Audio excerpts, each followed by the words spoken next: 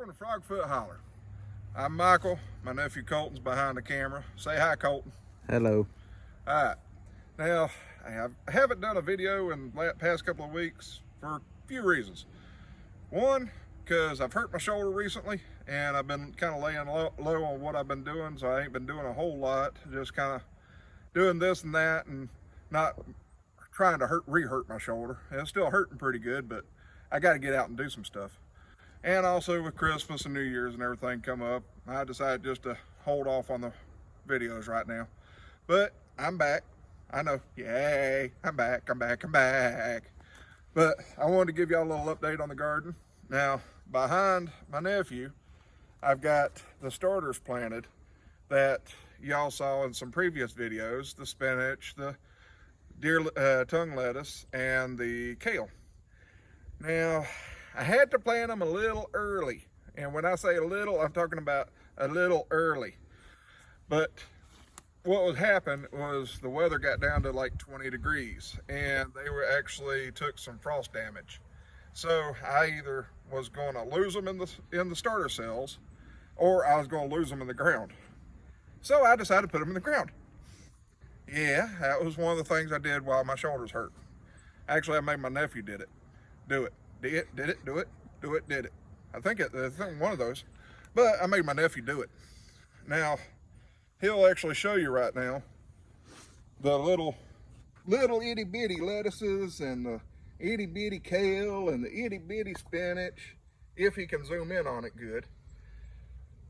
And these daggum things were all but dead when they got planted. Here's the funny thing. Most of them are survived. I don't know how, but they have survived.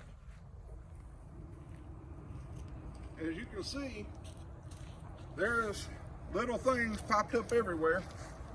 Right here. And they're surviving. So as long as I don't get another hard frost, I'll be all right. Now back to my big garden, or the big plants in the garden. Right here, I got my Brussels sprouts. These things take forever. I'm talking about, I don't know if I'm gonna get anything off of them until like New Year's next year. They just take forever, but they're looking good. That garlic that I used spreading over the plants to keep the bugs, mask the smell, keep the bugs away, has actually worked. So I'm gonna keep doing that. It's better than putting poison down.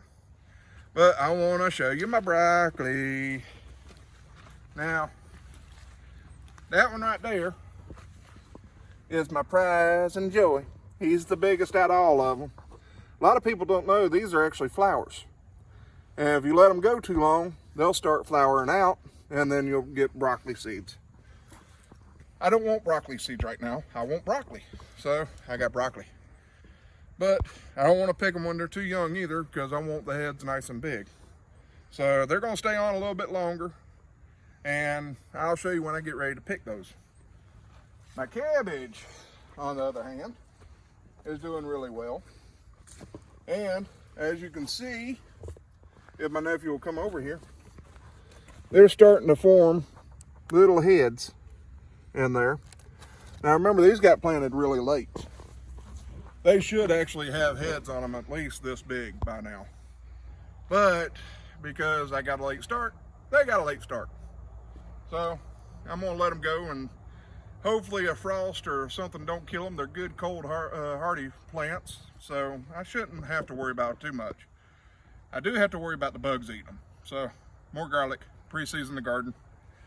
All right, now over here, my Bonnie's Choice collards.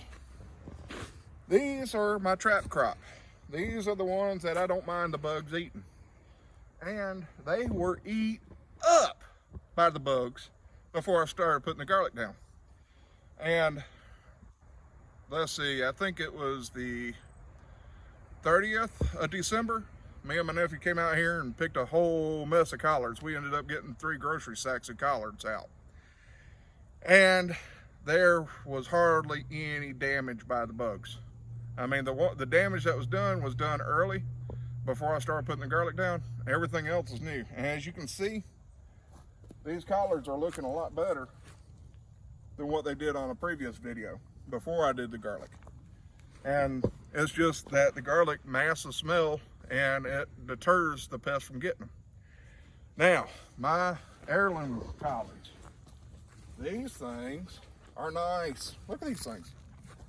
These are my Morris heading collards. These things, I think I'm going to plant Morris heading collards again next year. Leave the Bonnie's Choice alone, do Morris heading. And I'm really, really happy with the way these are going. I'm hoping that I'll get the little heads of collards. I'd like to see that myself. But if I don't, I'll be enjoying eating the whole mess of collards that we're getting off of them. But as you can see, they're doing really well. The bugs really haven't been bothering them either. Now, back here.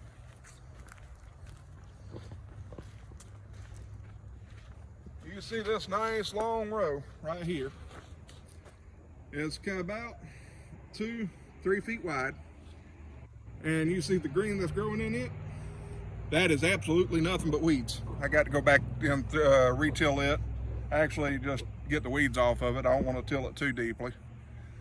But I need to get the weeds off of it because I'm going to be planting in here. And back there, all that green over there in that row is mustard greens. I had a problem with root knot nematodes right there, and watching some videos and reading some, I found out that mustard greens is kind of a root knot nematode inhibitor. It kills them, makes them mad, I'm not sure, but it makes them leave. It either kills them or makes them leave. But I'm gonna let these grow however they want to. If I get mustard off of them, great. If I don't get mustard greens off of them, no biggie. My main goal is to till them back in the ground. Now, as you can see, from way over there, on the other side of the four-wheeler trailer, I got some posts and I got some wire. Now, we're gonna be getting rid of one fence and putting up another fence. And the fence I'm getting rid of, the dogs have been pretty much staying away from, but it's just a vinyl fence. And they figured out that they can push through it. After so long, it starts getting weak. So the dogs have figured out they can push through it and they can break it and tear it, and it don't hold up very well, but it did its purpose. But now I'm about to put up a new fence and get rid of all this fence. I'm going to extend out the garden. I'm going to be moving the chicken coop and building them another little fenced in area. All right, guys, this has been Michael with Frogfoot Holler. Hit the like button, hit the subscribe button, help me out, and watch for my other videos coming up, because I promise you there's going to be a lot of good stuff and maybe a few surprises along the way, even my nephew don't know about. But I hope to see you back real soon. Y'all have a good one. We're going to get Froggy and jump on it.